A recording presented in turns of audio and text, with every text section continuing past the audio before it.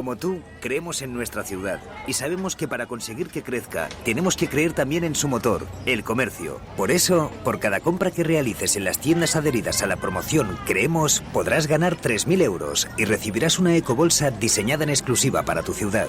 Infórmate en cualquier oficina Banco Sabadell de Getafe o en creemosengetafe.com. Sabadell, estar donde estés.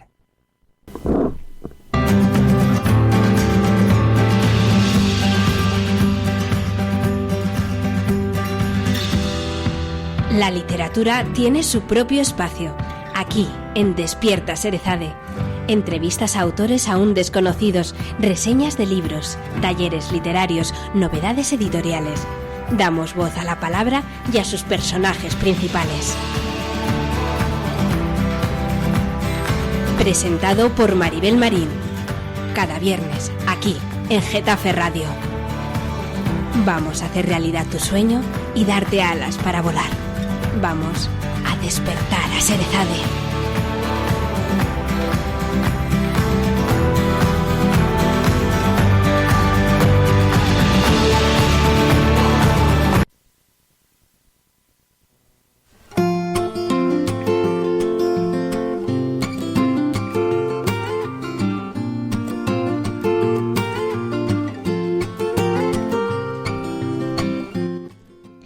Bienvenidos a Despierta Serezade.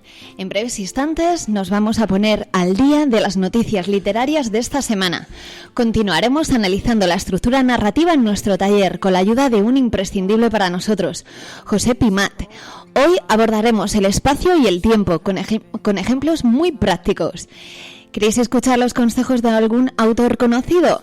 Quedaros con nosotros. Vamos a despertar a Serezade. ¡Comenzamos! Me through another lie, 'cause you and I were building castles in the sky. In every waking moment I would sit and wonder why the ice in your veins won't melt. It made me realize that I won't get to see you tonight.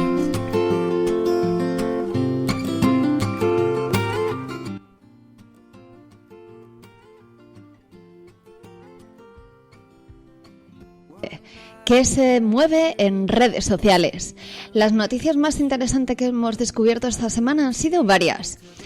Primero, concursos. Os queremos indicar dos concursos muy interesantes. Escritores.org convoca el 11º premio de novela romántica Terciopelo. El premio son 1.500 euros y la edición. La fecha del cierre, el 1 de octubre de 2016, de este año. Algunos datos claves son los siguientes. Extensión entre 150 y 350 folios. El fallo será el 1 de diciembre de este año. Importante, el cobro del importe del premio supone la concesión a Roca Editorial de los derechos en exclusiva de la publicación de la obra. Si estáis interesados, más información la podéis encontrar en nuestro Facebook de Despierta Serezade o en la página de escritores.org. Otro concurso.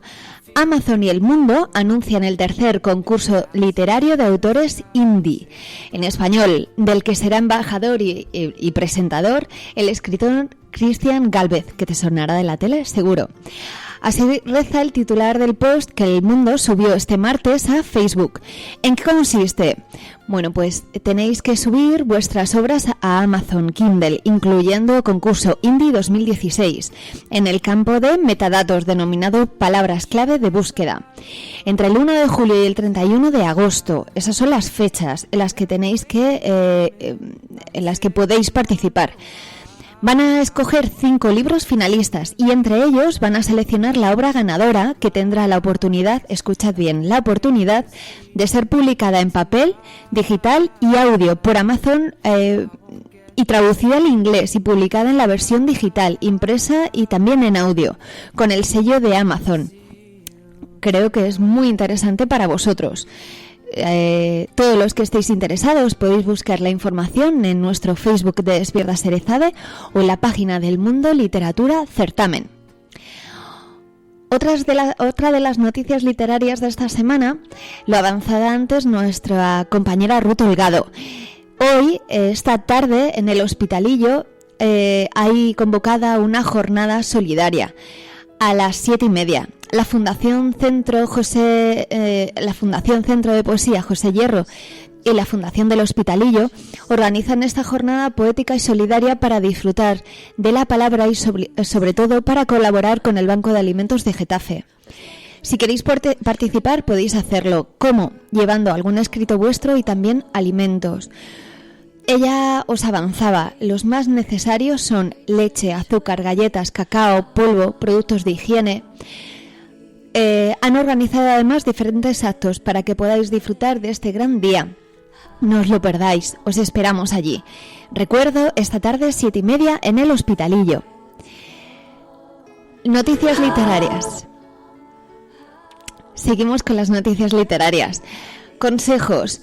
Tenemos 2 consejos. Primero, Sinjania ha publicado esta semana 7 consejos de escritura de Stephen King. Consejos tales como ir al grano, reducir los ruidos, reducir el texto escrito al menos un 10%. Fijaros, un 10% de lo escrito, ¿eh? Personajes honestos, que sean creíbles, que sean normales. Lo dice Stephen King, el escritor de Misery o de Carrie, que muy normales tampoco eran las chicas.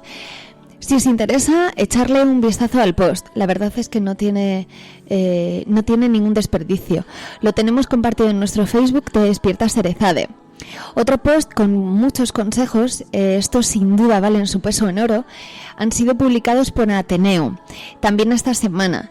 Son los 25 consejos que José Pimat, que ya os suena porque es nuestro profesor de técnicas narrativas, ofrece a los escritores. Cuidar la ortografía, algo que genera muy mala impresión y que todos obviamos. No escribir como se habla. Imaginaros a alguien que os diga vos, el tratamiento, ¿no? Esos tratamientos tan rebuscados, ¿no? Como de culturetas. Pues no se lleva cuando hablamos. Hay que respetar la puntuación. Cuando controlas o más o menos estudias otros idiomas, te comes muchos puntos muchos signos de puntuación. Es un error muy gordo, porque en España, en nuestro castellano, en nuestro idioma, se utilizan los 2. También hay que dejar de utilizar tantos adjetivos y adverbios. Utilizamos mucho. Escribir sobre algo que se conozca, buscar una estructura narrativa, no dar toda la información de golpe ni forzar diálogos. Así hasta 25 consejos. Muchos parecen de perogrullo, pero son errores que cometemos casi a diario. ¿Por qué? Porque se han convertido en hábitos. Así que nada, tenemos que romper con ello y vamos a cambiarlos.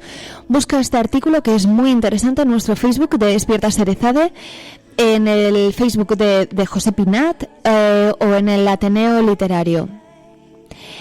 Por último, información.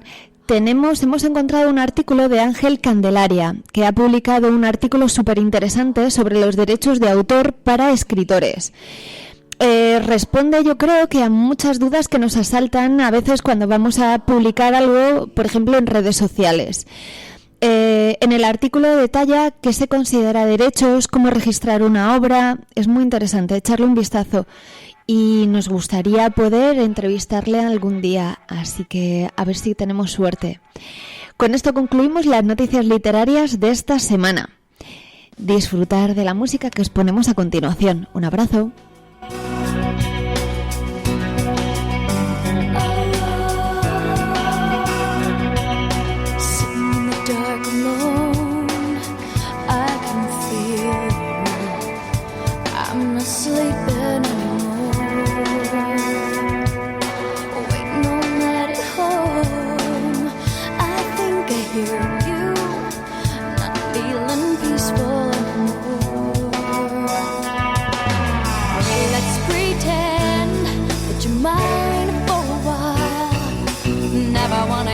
Say goodbye. Tell me nothing, stand in our way. Let's pretend just for a day.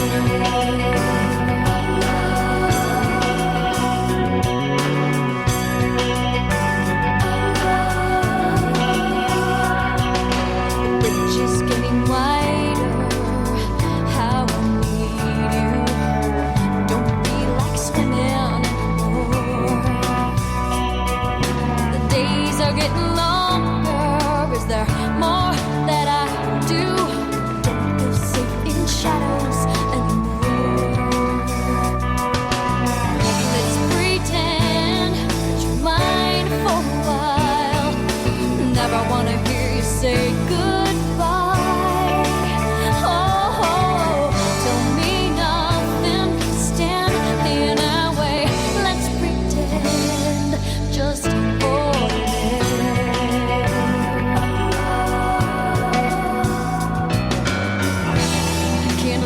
about tomorrow.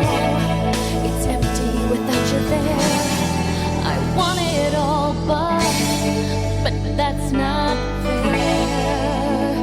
Let's pretend.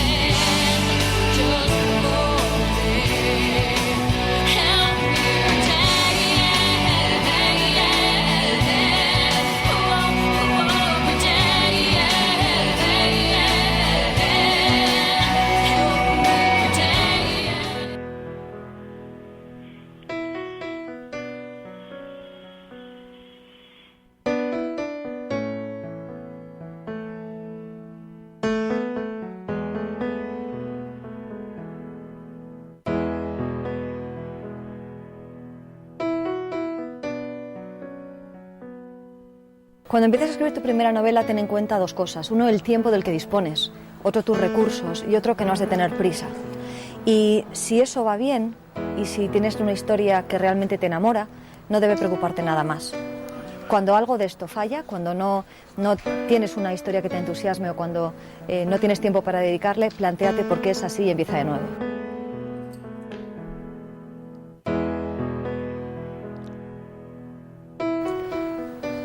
Tu personaje debe ser siempre verosímil, no necesariamente creíble. Cuando yo comencé con La Flor del Norte me encontré con muy pocos datos sobre la protagonista, sobre Christina Hakondutir, y no me importó.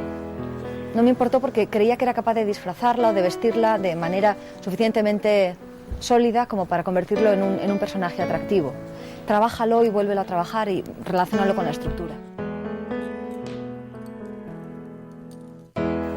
Siempre hay dudas acerca de si hay que escribir sobre lo que conoces o documentarse. Yo creo que no es excluyente, que de hecho incluso para escribir sobre lo que conoces necesitas una preparación, alejarte del tema, regresar, volver, convertirlo en algo más sólido. Y a partir de ahí tú eliges, no hay normas.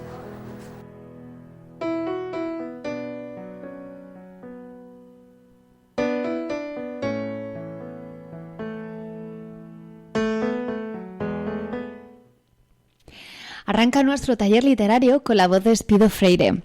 Escritora, columnista y muy involucrada en temas literarios, tiene obras muy conocidas como Melocotones helados, La Flor del Norte, además de poesías, ensayos. Su voz nos da pie para comenzar. La semana pasada realizamos un monográfico muy completo sobre el personaje, una parte imprescindible dentro de la estructura narrativa. Esta semana continuamos analizando elementos, pero será diferente. Hoy vamos a utilizar la base de un auténtico manual para escritores, el libro de técnicas narrativas modernas de nuestro profesor José Pimat, a quien ya conocéis de programas anteriores. Contamos con la ayuda de un maestro, nuestro maestro. Buenos días, José. Muy buenos días, Maribel. ¿Cómo estás? Muy bien, dispuesto para todo. Me alegro. La entradilla es literal. Tu libro de técnicas narrativas modernas, le estoy descubriendo y es sumamente completo. Entonces, no necesitamos buscar ni completar con otro tipo de apuntes. Lo tienes. Además, lo que más me gusta de ello es quizás que es muy sencillo, es muy fácil de comprender. Tengas un máster en escritura o no lo tengas. Entonces, por eso me gusta mucho. Hoy nos vamos a meter en un berenjenal, en espacio-tiempo. Sí, es de los temas más complejos. Aparentemente no, pero porque se trata de dónde ocurre la narración y dónde y cuándo ocurre. Aparentemente es algo muy sencillo, pero si profundizamos un poco ya empezamos a ver recovecos, empezamos a ver vueltas sobre toda esta temática, ¿verdad? Antes de que comencemos, sí te voy a preguntar varias cosillas. ¿Por qué tuviste la necesidad, por qué quisiste escribir este libro, Técnicas narrativas modernas? ¿Por qué te lanzaste a ello? Bueno, en realidad no fue algo muy premeditado. Yo estaba en el sitio blog, en mi blog, en comoescribirbien.com, y me imaginé que podía ser algo útil el que para suscribirse al blog, pues por mi parte, dar un regalo a los suscriptores, ¿verdad? Sí. Entonces, si ves en mi blog, en la portada, hay una entrada que dice, bueno, hazte con este manual de técnicas narrativas gratis. Sí, es real. En realidad no es el libro en sí.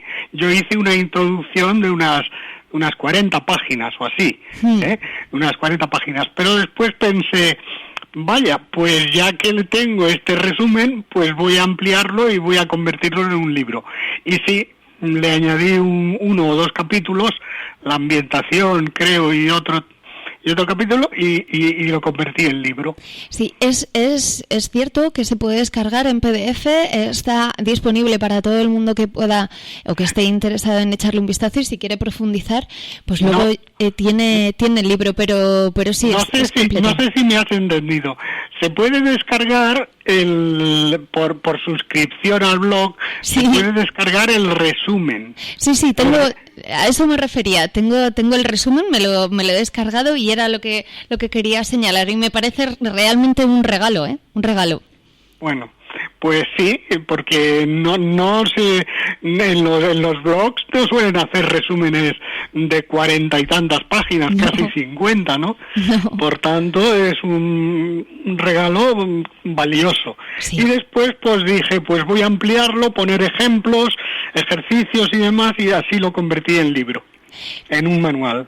Sí, porque lo bueno que tiene es que pones ejercicios, pones ejemplos muy prácticos y pones ejercicios pues para que todo aquel que esté interesado, oye, pues vaya haciéndolos. Además está muy bien estructurado, que bueno, puedes escoger, no puedes, si quieres no lo sigues linealmente, sino que puedes coger aquellas partes que más te interesen. Sí, exactamente. Va por capítulos autónomos.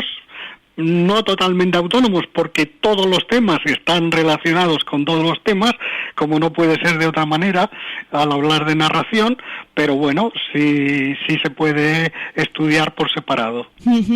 Pues muy, muy bueno, y realmente sí, es un regalo, José, es un regalo.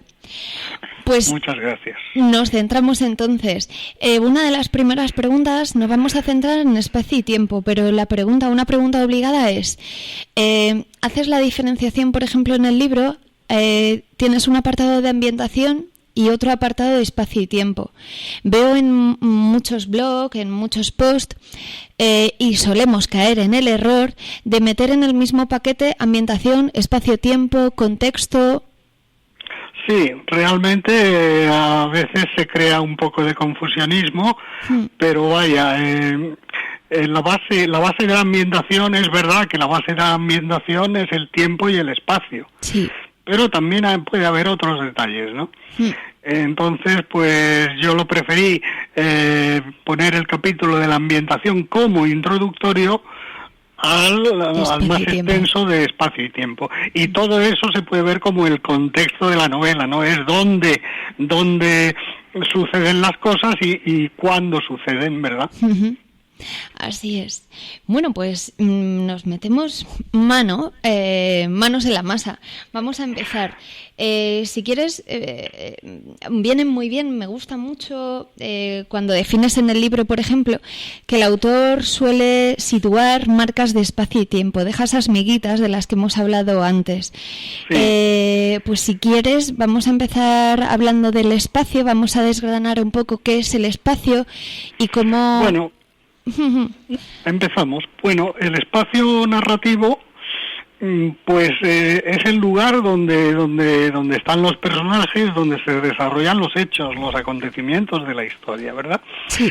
Pero este lugar, este espacio, lo podemos considerar de varias formas, ¿no? No solo es el espacio físico, ¿no? Sí. Porque toda narración se desarrolla en un lugar, pongamos en una ciudad, ¿no? Sí. Pero además se define en narrativa un espacio psicológico y un espacio social. Sí. Entonces, el espacio, digamos, psicológico sería aquel en que los personajes pues crean un ambiente de acuerdo a la situación que viven. Imaginemos, por ejemplo, un funeral, ¿no? Sí. Pues ahí el autor, el narrador, entra en ese espacio psicológico, digamos, del funeral, de una manera o de otra.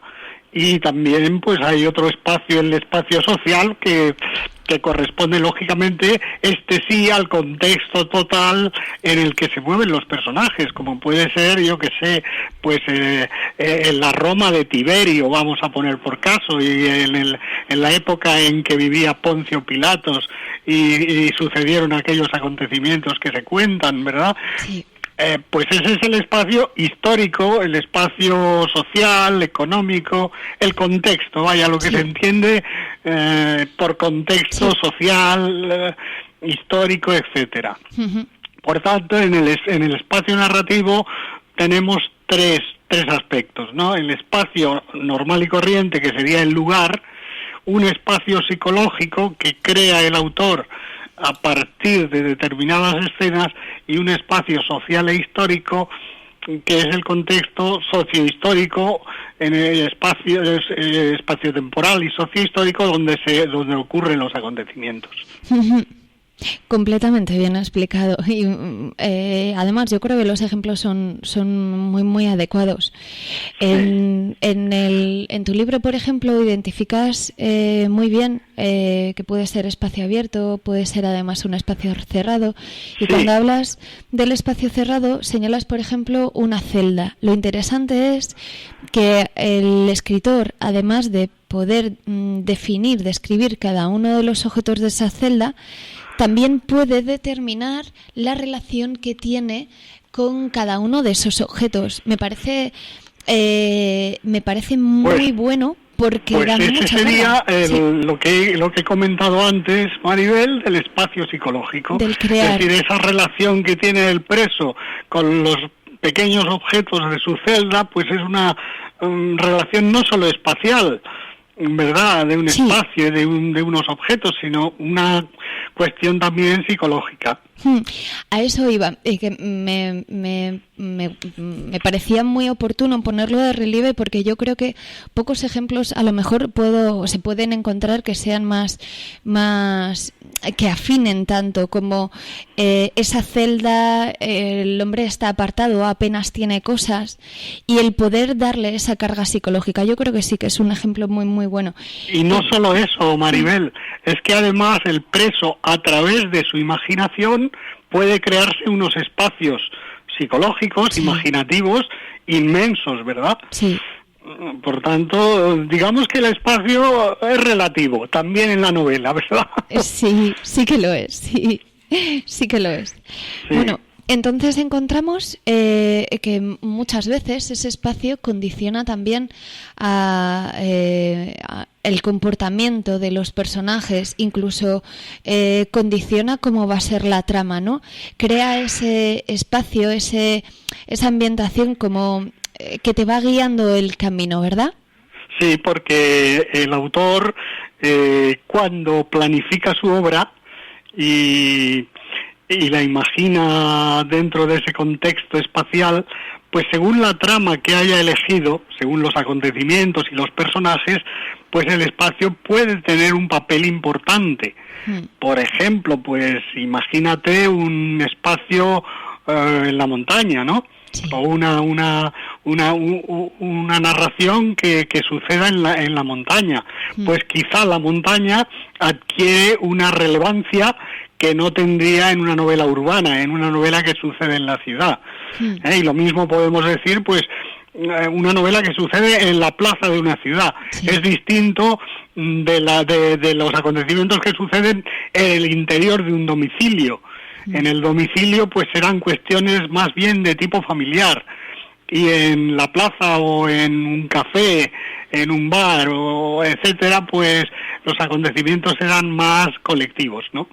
Claro, yo imagino, por ejemplo, pues no sé, un espacio pues tipo una montaña o un bosque algo oscuro. Entonces ya más o menos vas viendo qué personajes o cómo se pueden llegar a comportar, ¿no? Pues con miedo o uno valiente, o va generando dudas. Me acuerdo... Claro. Lo que estás diciendo es muy importante. Es decir, según el espacio, según el lugar, es decir, si el autor imagina primero el lugar, después adopta, digamos que adecúa los personajes a ese lugar. Sí. O puede ser al contrario, que el autor imagine primero los personajes y luego los adecúa a un lugar. Porque en esto de la narrativa, nunca mejor dicho, aquello de cada librillo tiene su maestrillo. Tiene su maestrillo, ¿verdad? Cierto. Es curioso porque cuando... para escritores es cierto que cada uno de los escritores somos un poco diferentes, pero sí es verdad que muchas veces cuando ves una imagen, ¿no?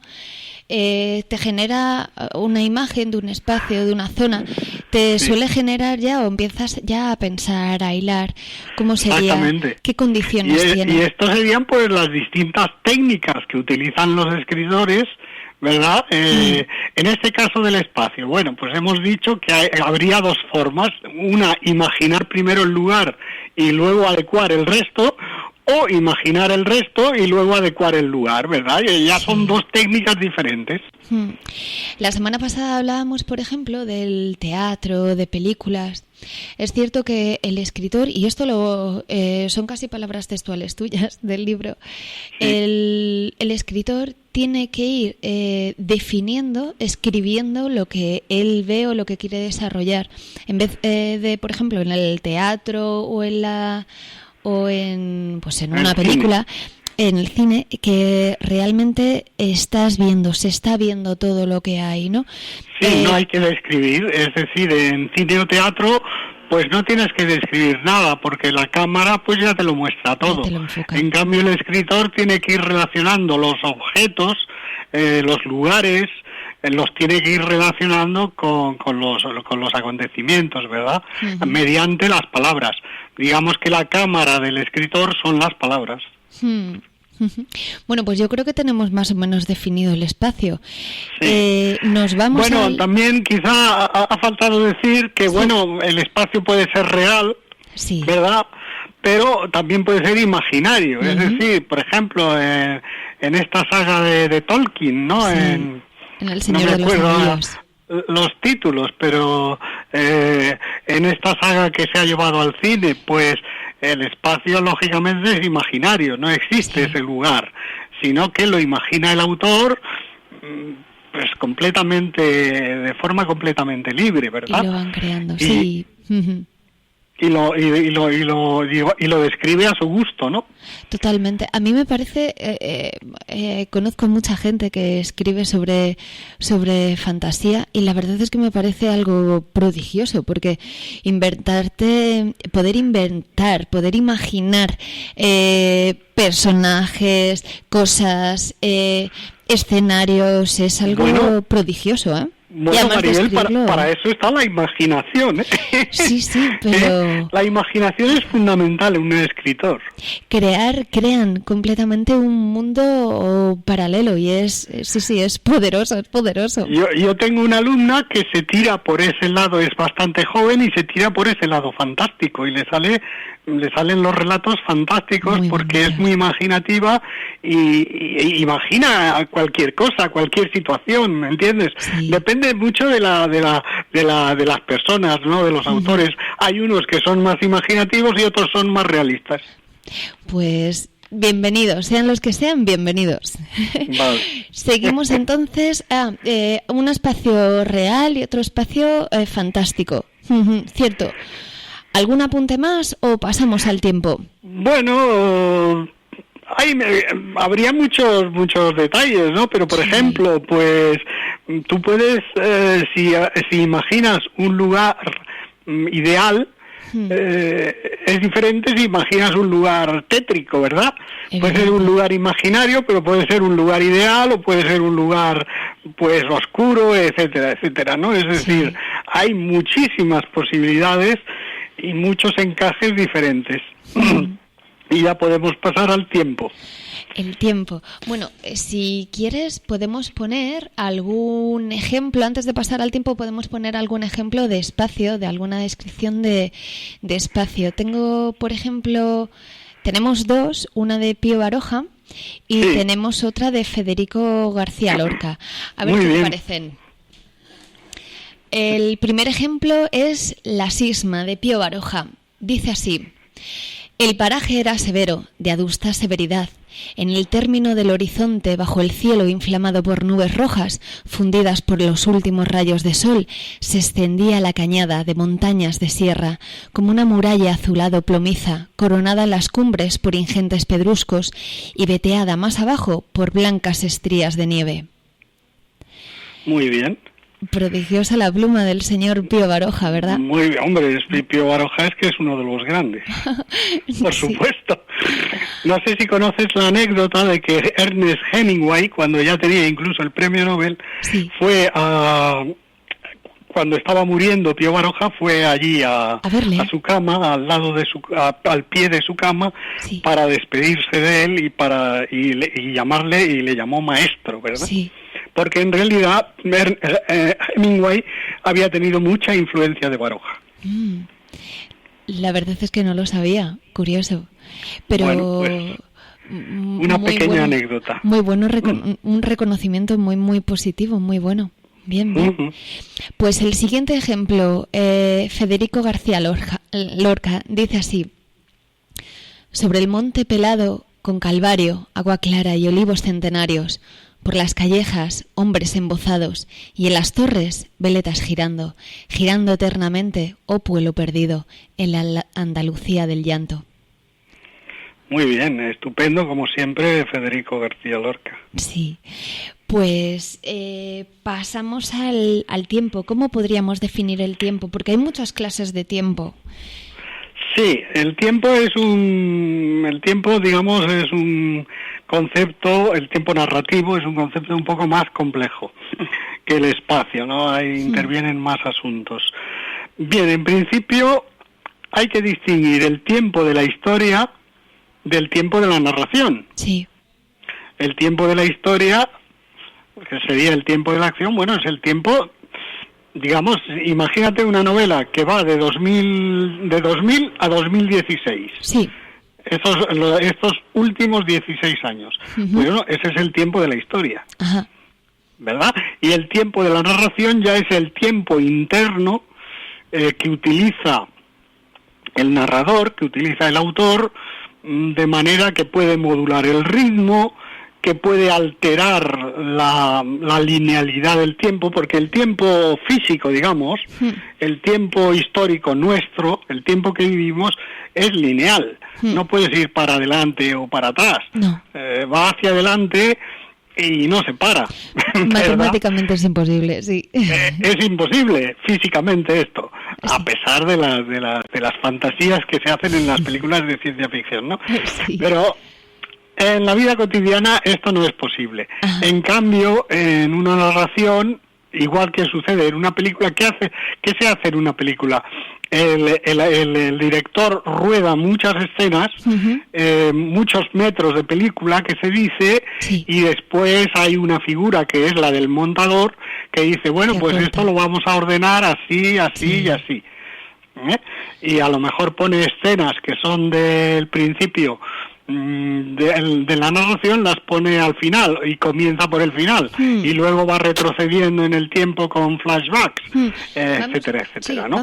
Luego hablaremos, pues eso, de la alteración de la linealidad del tiempo, de cómo los novelistas y los directores de cine alteran esa linealidad. Sí, vamos a meternos ahora dentro de poquillo en ello, pero para como poner dos ejemplos claros. Tiempo de la narración y el otro tiempo es como si fuera el tiempo en el que vivimos, es decir, 2016 y, por ejemplo, en el de ahora... No exactamente, perdona Maribel, no exactamente el tiempo en el que vivimos, que es diferente. Ese sería un tercer tiempo. Es el tiempo de la historia, por ejemplo, de 2000 a 2016, lo mismo que puede ser de 1500 a 1550. Vale. Tiempo en el que sucede la historia. Bien. Eso es. Y luego el tiempo actual en el que vivimos nosotros, que es otro, que será el tiempo de la lectura y el tiempo de la narración, el tiempo interno como el autor. El tiempo presente para el protagonista, para los protagonistas, ¿no? Sí. Y entonces, bueno, el tiempo de la narración, pues puede ser de muchas maneras. Hay un tiempo, por ejemplo, el más próximo al tiempo real es el tiempo de los diálogos. Sí. Porque es como si tú estuvieras, con el oído en una puerta y estás escuchando una conversación. Y eso casi que sucede en tiempo real. Sí. Es decir, lo que tú ves escrito, a no ser que el narrador se meta mucho en los incisos de los diálogos, que a veces sucede, pero si no se mete mucho y la narración es bastante concisa, pues es como si fuera una conversación y el diálogo, y entonces esa conversación se corresponde más o menos con el tiempo real del lector. Claro, porque cuando se utiliza este recurso del diálogo es como si estuviera pasando en ese preciso momento, ¿no? Exactamente, y de manera que el lector es como si lo viviera en ese mismo momento y en tiempo real.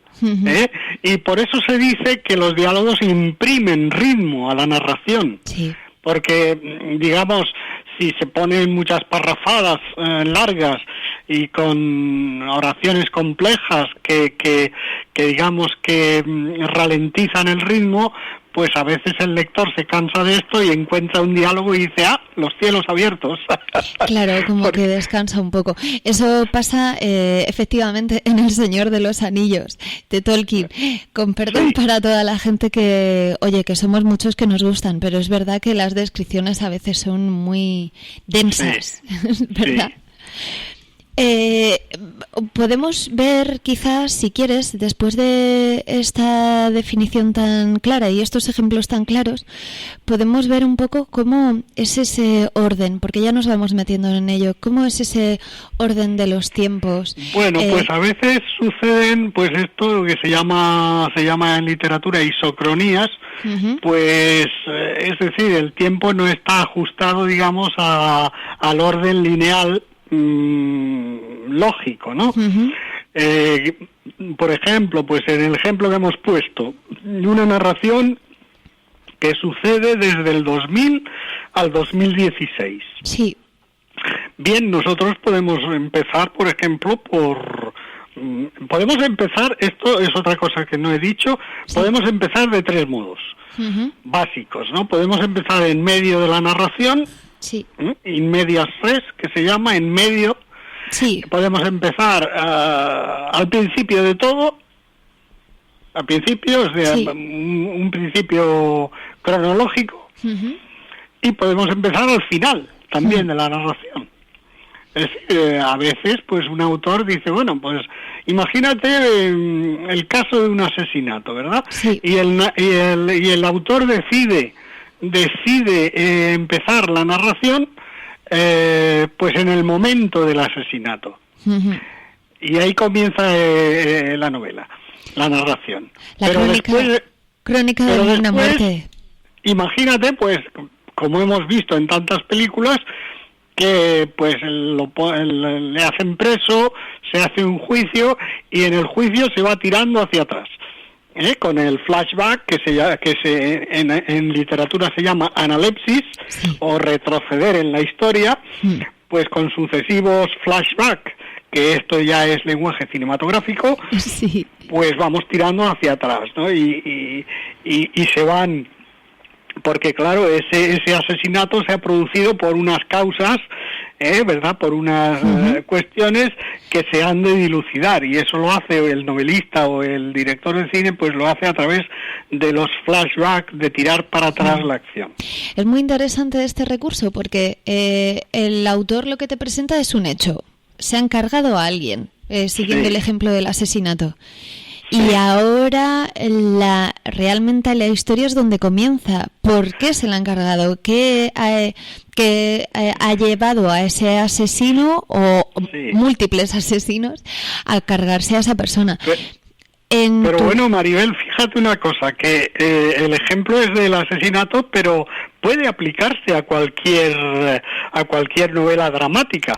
Imagínate que hay una pareja que se separa, y entonces el autor comienza la acción por la separación, por ejemplo, por una discusión, un diálogo en el que una pareja se separa. Pero luego tira para atrás en el tiempo, mediante esta analepsis literaria, es decir, retroceder el tiempo para ver por qué ha sucedido esa separación, ¿verdad? Y después vuelve hacia adelante, pues otro ejemplo, ¿no? Utilización de esta técnica. Una cosa es que el autor, te pregunto, una cosa es que el autor empiece, por ejemplo, así, desde el final. De hecho, en tu libro tienes un ejemplo muy bueno, que es de Gabriel García Márquez, la de Crónica de una muerte anunciada, que incluso hasta en el título ya te está diciendo lo que va a ocurrir, ¿no? Una cosa es que se empiece desde ahí y luego ya se alargue, se vaya creando la historia, y otra cosa es que se pueda utilizar como recurso las pequeñas vueltas, esos flashbacks de pues el protagonista o alguno de los personajes rememorando o recordando algo del pasado. Sí, es decir, también tú puedes iniciar el relato en el presente, pero en un momento determinado el protagonista o cualquier personaje pues rememora sucesos pasados, ¿verdad? Sucesos pasados que tienen relación con el presente y que modifican ese presente o lo influyen ese presente, ¿no? Imaginemos el caso típico de un personaje que tiene una fobia o que tiene ¿verdad? Un trauma de la infancia y cosas así, ¿no? Pues el personaje, el autor tira para atrás, retrocede en el tiempo para revivir o rememorar aquellos sucesos. Quizás para darle fuerza al hecho presente que supuestamente está viviendo el personaje. Exactamente, ¿verdad? Para que el lector entienda mejor cómo se comporta ese personaje. Y eso se podría llamar flashback narrativo. Sí, analepsis. En literatura porque flashback es del cine, pero se llama analepsis. Lo contrario de la analepsis sería la prolepsis. Prolepsis sería pues el avance en el tiempo, en vez de retroceso, el avance. Se utiliza menos, pero también se utiliza. Es cuando un personaje pues sueña o desea algo en el futuro, y por tanto la acción se traslada, aunque sea imaginativamente, al futuro, y eso es la prolepsis, ¿verdad? Por ejemplo, un personaje que desea mucho, yo que sé, conseguir una casa, por ejemplo, ¿no? Y entonces sueña con esa casa y hace planes para conseguir esa casa. Bueno, pues el autor hace una prolepsis a través de los pensamientos, de los deseos de su personaje.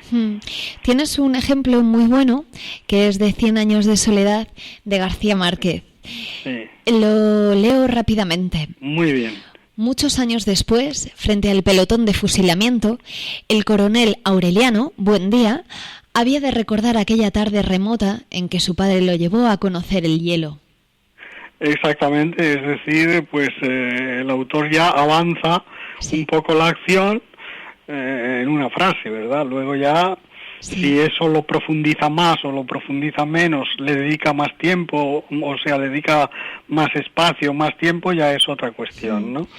Y después, en cuanto al ritmo de la acción, si te parece que hablemos sobre el ritmo... Sí, claro. Pues el ritmo está muy relacionado con el tiempo. Sí. Porque imagina, por ejemplo, un accidente, ¿no? Un accidente sucede ¿en cuánto? En segundos, ¿verdad? Sí. Sin embargo, el autor puede alargar ese suceso, lo puede alargar durante varias páginas. Ujú. Sí. Hablando de simplemente de ese accidente. Entonces ralentiza el ritmo. Sí. Y al contrario, imagínate, hay una técnica que se llama elipsis. Elipsis es una figura que consiste simplemente en cortar la acción. Es decir, lo que hemos dicho antes, si la acción sucede del 2000 al 2016 sí. y yo me quiero saltar del 2005 al 2010 porque son años en los que me parece que los personajes no les pasó nada importante, nada relevante, pues mediante una elipsis concentro esos 5 años, 2005-2010, los concentro en un párrafo o simplemente salto en el tiempo del 2005 al 2010.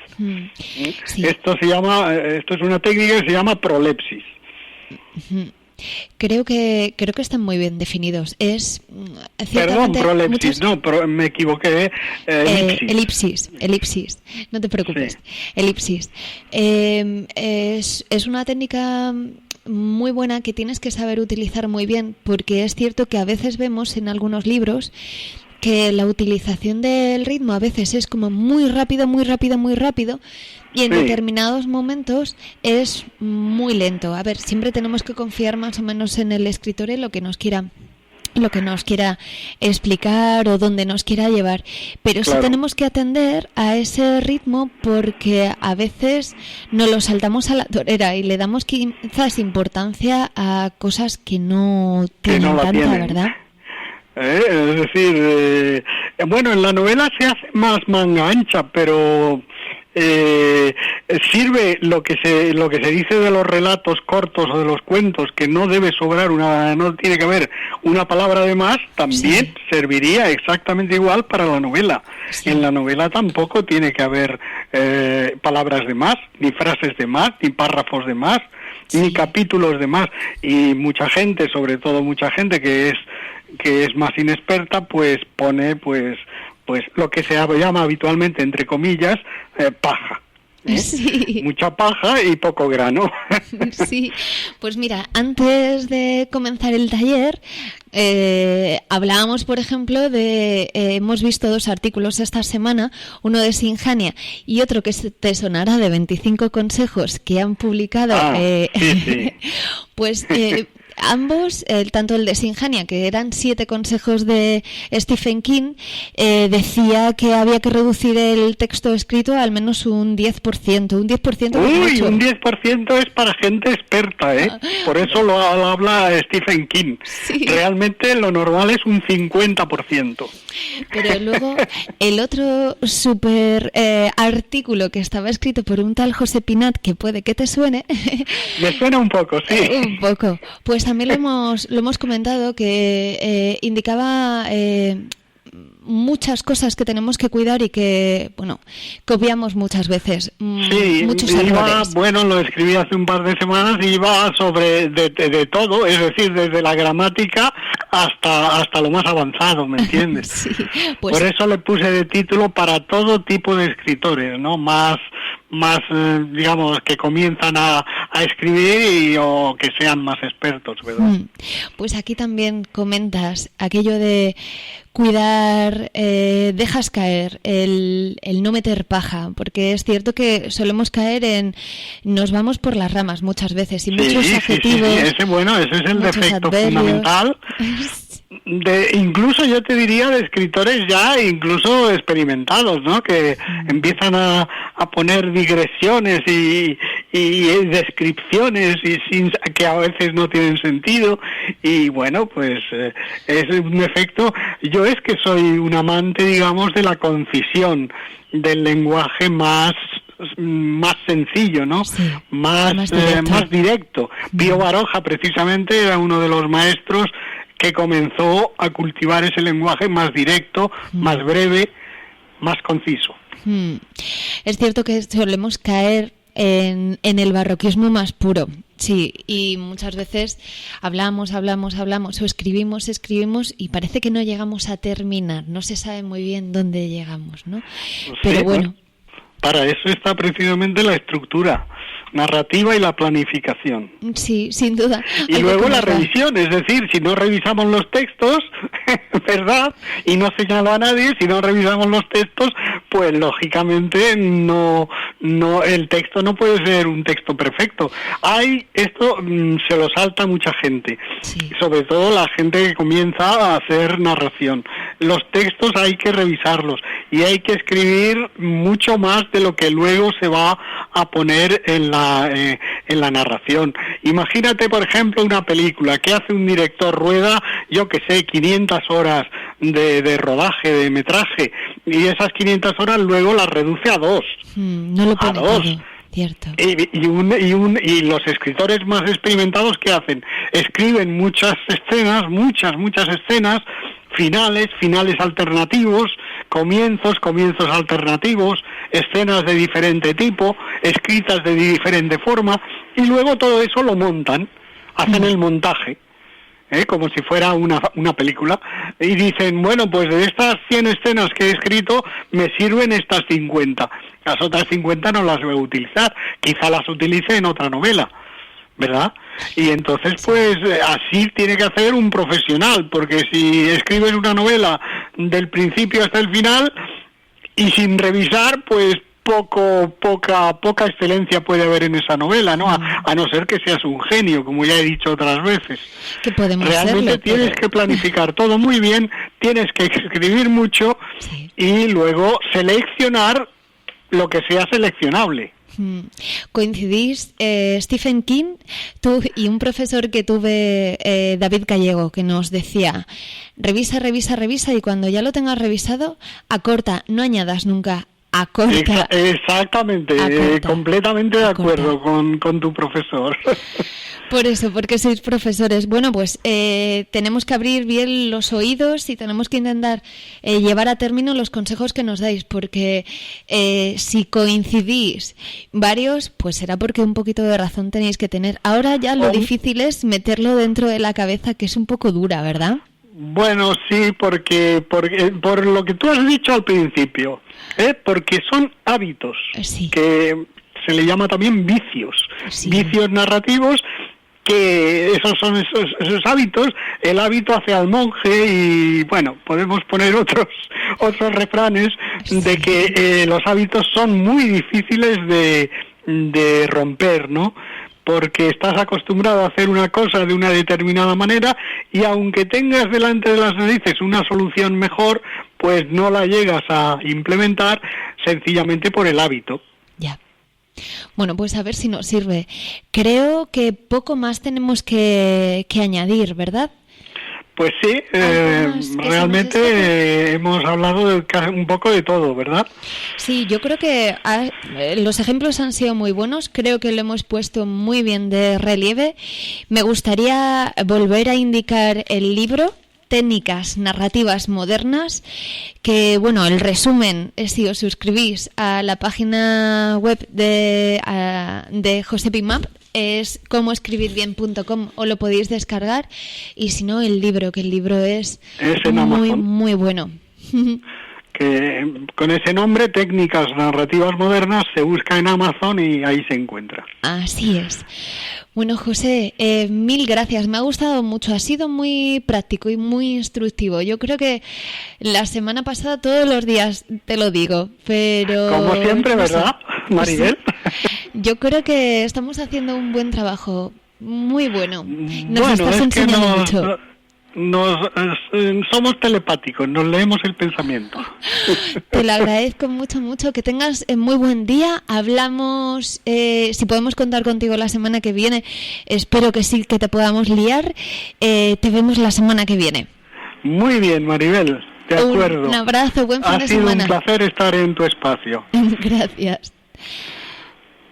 Mientras, vale. Os vamos a dejar unos instantes con los consejos de Almudena Arteaga, una destacada escritora de novela histórica. En su haber hay títulos como La princesa de Éboli, La Beltraneja, Catalina Aragón y María de Molina, obra por la que obtuvo el premio de novela histórica Alfonso X el Sabio.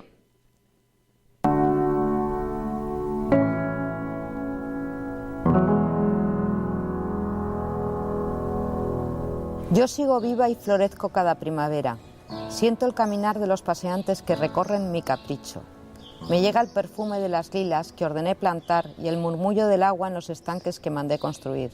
Bueno, hay diferentes cosas que salen en el libro que yo casi las he vivido de niña. Es verdad que yo sé lo que es vivir en grandes casas, ¿no? Pues con servicio. Ahora no, ahora vivo en un pisito como todo el mundo porque, bueno, todos nos hemos hecho, bueno, vivimos de una manera más cómoda, porque esa manera de vivir tampoco era tan cómoda, ¿eh? Había mucha abundancia, pero tampoco era tan cómoda. Me hubiese encantado ser una mecenas como la duquesa de Osuna y poder tener a Goya pintando en el salón o a Boccherini enseñando música a los niños, ¿no? Pero bueno, las cosas han cambiado muchísimo y sí es verdad que lo que he disfrutado muchísimo es embadurnándome un poco de toda esa magia de ese momento que parece que casi nadie ha podido vivir excepto los reyes, ¿no?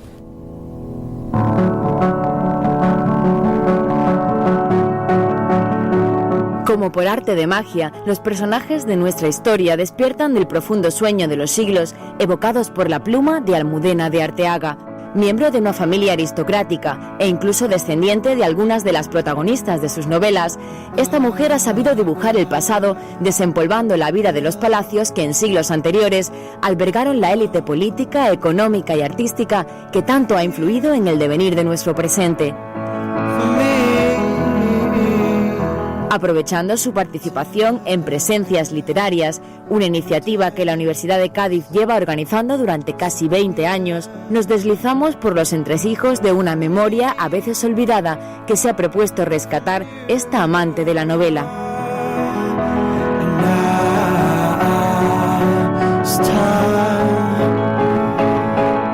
Empecé en el 97, tenía 29 años, yo era abogado. Trabajaba en un despacho y estaban buscando una biografía de una persona insigne en la historia de una sucesora. Yo había escrito para mí, y mis papeles estaban en un cajón y nunca pensé como el que pinta en casa, ¿no? Que a alguien le pudiese interesar lo que yo escribía, aparte de las demandas que redactaba en el despacho, ¿no? Entonces, entre un poquito de demanda y un poquito de demanda, vino un capítulo de Éboli, y otro, y otro, y otro, hasta que estuvo el libro. La primera sorprendida fui yo del éxito, ¿eh? Supongo la editorial se quedaría encantada, pero bueno, a partir de ahí llegó un momento en que a los 2 años me di cuenta de que, bueno, que servía para escribir y que me divertía mucho más escribir novelas que redactar demandas, y dejé el despacho y bueno, y hasta hoy, ya hace 15 años.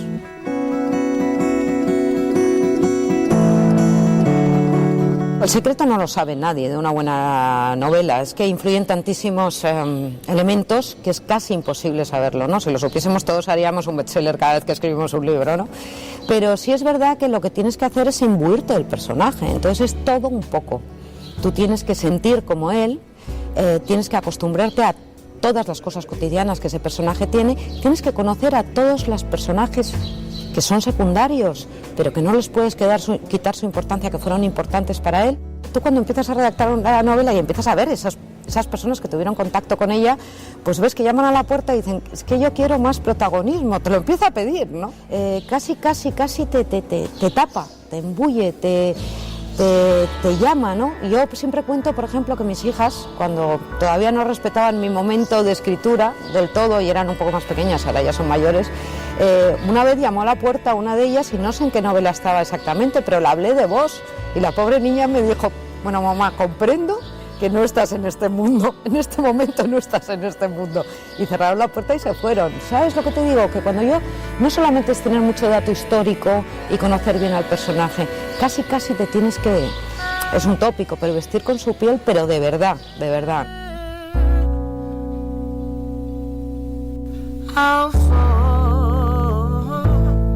Intento hacerlo cotidiano, o sea, huyo del ensayo, he escrito ensayo porque tenía muchas críticas de los clásicos historiadores que te dicen, sí, pero te falta tal dato, no, pero te falta tal lugar, no, pero...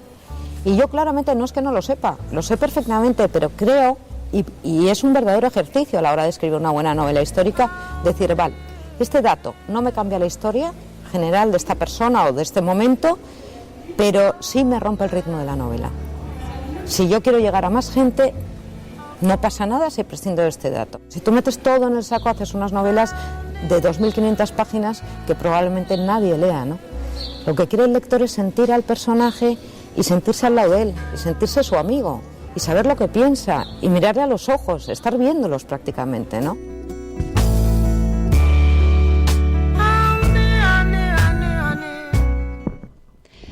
Bueno, os esperamos la semana que viene. Más noticias literarias. Continuaremos con nuestro taller. Tendremos la presentación de un autor y su obra. ¿Quieres saber quién? Síguenos por Facebook y mejor aún, escúchanos.